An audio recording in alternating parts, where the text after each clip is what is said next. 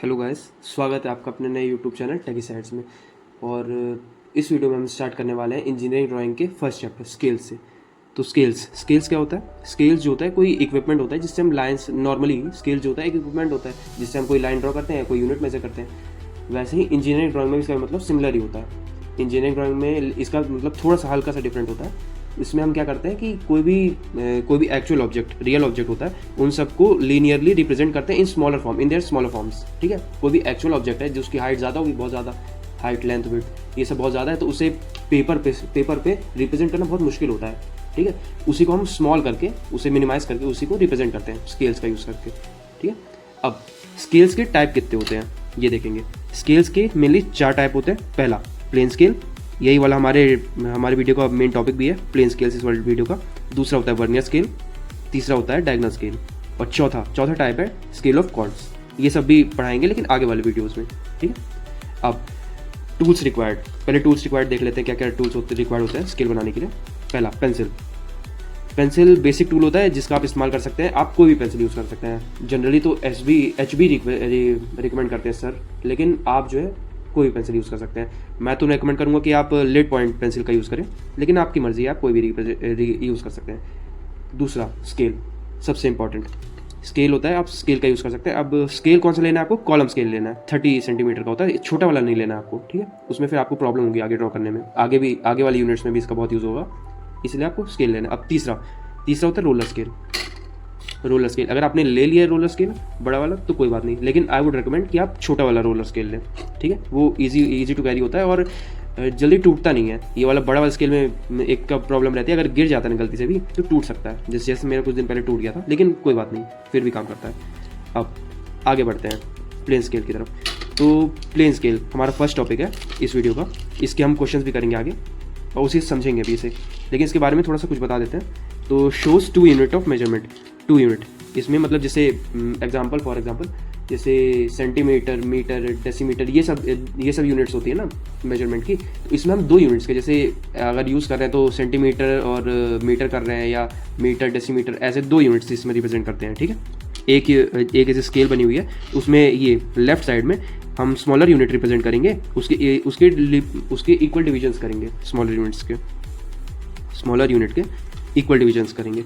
और right side में हम बिगर यूनिट के डिविजन्स करेंगे, बिगर यूनिट लिखेंगे। और सबसे इंपॉर्टेंट फैक्टर होता है इसमें RF को रिप्रेजेंटेटिव फैक्टर भी कहते हैं। ठीक है,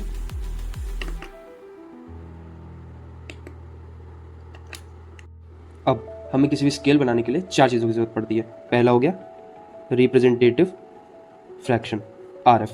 इसका फुल फॉर्म होता है रिप्रेजेंटेटिव फ्रैक्शन। इसे कैलकुलेट करने का फॉर्मूला होता है length of drawing upon actual length of object. ये पहली चीज़ हो गई RF।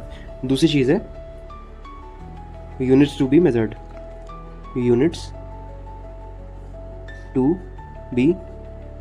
मेजर्ड या रिप्रेजेंटेड, आप कुछ भी लिख सकते हैं। ठीक, मेजर्ड या रिप्रेजेंटेड। इसमें हम वो लिखते हैं जो यूनिट्स हम शो करने वाले होते हैं। जैसे हमें 2 यूनिट शो करनी है, मिलीमीटर, सेंटीमीटर, या फिर सेंटीमीटर और मीटर। ठीक है, ऐसे ही।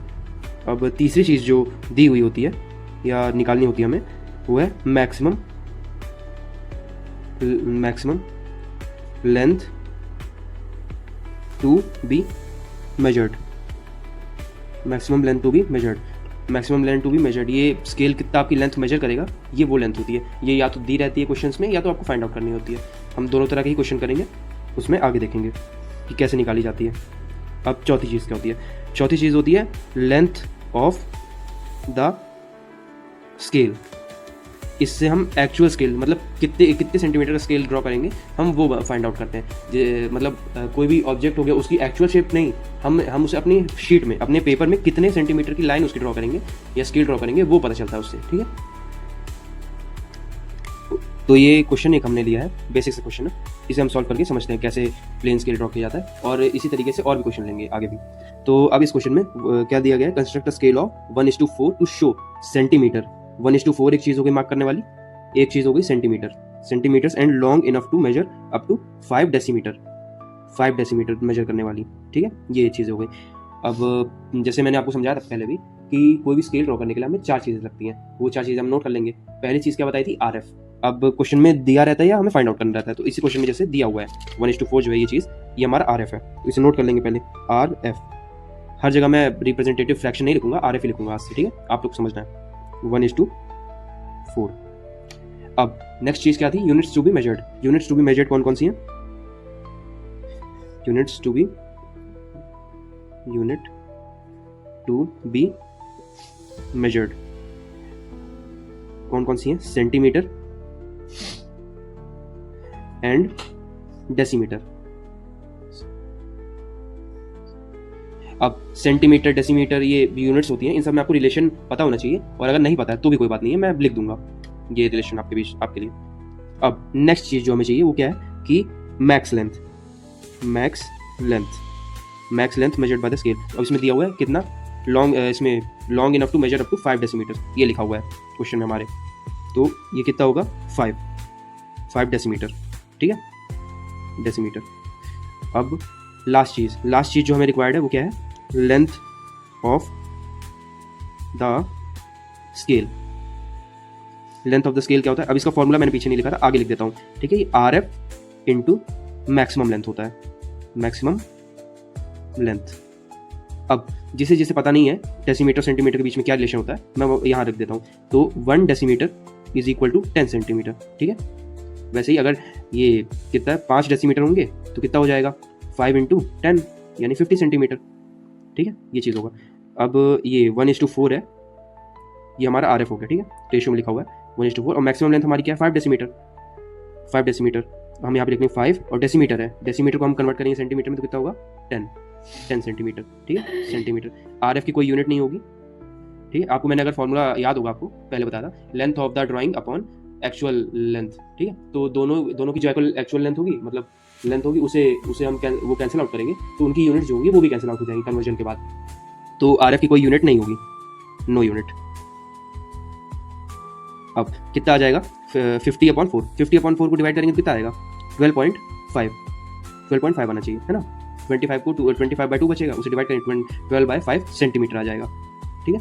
अब 12.5 सेंटीमीटर हमें स्केल ड्रॉ करना है, 12.5 सेंटीमीटर स्केल ड्रॉ करना है, और उसमें होना क्या चाहिए, वो 5 डेसीमीटर शो कर पाए, ठीक है। तो एक मिनट, इसके आगे का रिप्रेजेंट करता हूँ मैं आपको, बना करके दिखाता हूँ। पहले हम ड्रॉ करेंगे एक स्केल कितने का, 12.5 सेंटीमीटर का, तो ये यहाँ से स्टार्ट किया मैंने, 12.5 तक गया, ये एक स्केल रेडी हो गया बन के 12.5 सेंटीमीटर का, ठीक है। अब 12.5 सेंटीमीटर है, उसमें हमें 5 डेसीमीटर रिप्रेजेंट करना होता है, ठीक है, 5 डेसीमीटर रिप्रेजेंट करना है। तो अब इसमें हम क्या मान सकते हैं, जैसे अगर नॉर्मल कोई स्केल होता तो उसमें हम 5 इक्वल डिवीजन कर देते और उसमें लिख देते कि एक यूनिट, इसमें भी ऐसे करना है, ठीक है। तो 12.5 है, 12.5 को 5 इक्वल डिवीजन करेंगे इसके, 12.5 के 5, तो कितना आएगा 2.5 का एक डिवीजन आएगा, 1 2 3 4 डिवीजन हुए, और इसके 5 पार्ट्स हो गए, 1 2 3 4 और 5 इक्वल पार्ट्स हो गए इसके, ठीक है। अब हमें एक चीज़ और करनी है कि जैसे ये स्केल बनाते हैं हम लोग, तो इसे सिर्फ नॉर्मल स्केल नहीं बनाते, नॉर्मल सिर्फ एक लाइन नहीं बनाते, बल्कि इसे ऐसे वो कॉलम जैसे बनाते हैं, थोड़ा सा मोटा सा। एक आप ऐसे बना लीजिए लाइन, कितने की 1 सेंटीमीटर की, 1 की या 0.5 की, मैं तो 1 बनाता हूँ ताकि ड्राइंग में मुझे कोई दिक्कत ना आए। 1 सेंटीमीटर की एक लाइन इधर साइड खींचेंगे और इधर साइड खींच लेंगे, दोनों लाइन से, और इन दोनों को ज्वाइन कर देंगे। इन दोनों को ज्वाइन करने के बाद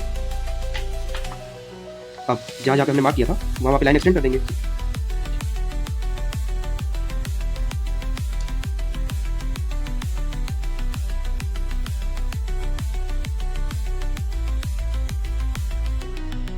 अब ये एक स्केल बन गया है जिसके 5 डिवीजन हो गए, ठीक है।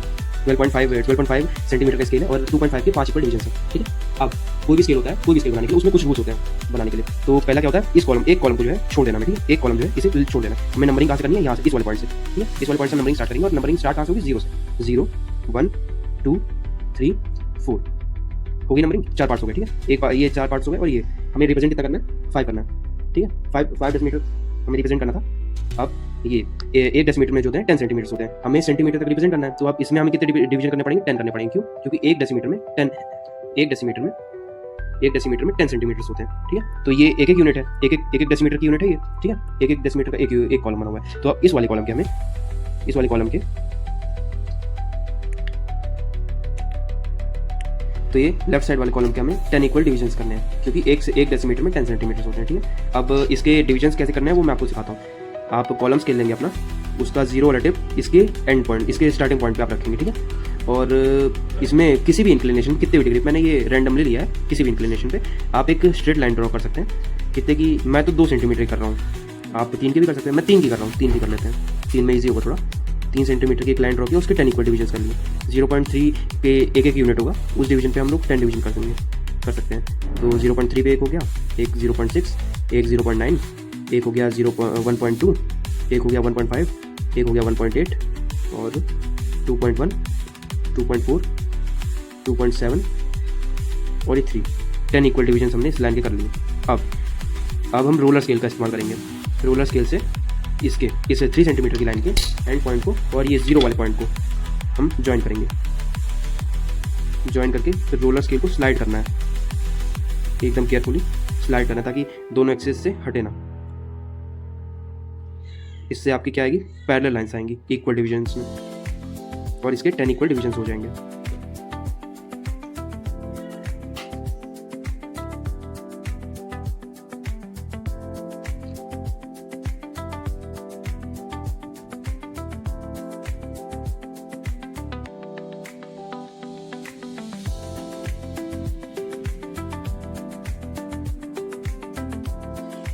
अब इसमें हमने पॉइंट्स मार्क कर लिए, इसके 10 इक्वल डिविजन्स हो गए हैं। हम इन्हें लाइन बना लेंगे। इसे आप कॉलम स्केल का यूज़ कर सकते हैं या इसका रोलिंग स्केल का यूज़ कर सकते हैं लाइन्स ड्रॉ करने के लिए। रोलर स्केल का आप यूज़ करें तो ज़्यादा सही रहेगा, उससे परफेक्ट पैरेलल लाइन्स आती हैं।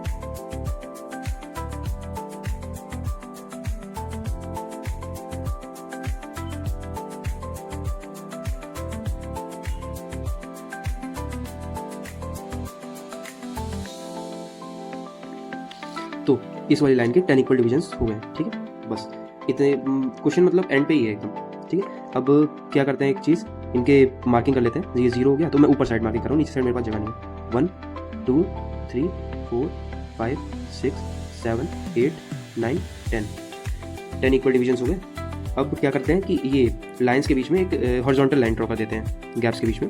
जैसे 2 और 1 के बीच में एक लाइन हो गया, गैप दे करके 4 और 3 के बीच में एक लाइन हॉरिजॉन्टल ड्रॉ कर देते हैं, और 6 और 5 के बीच में एक लाइन ड्रॉ करेंगे, 8 और 7 के बीच में एक लाइन ड्रॉ करेंगे, और 10 और 9 के बीच में।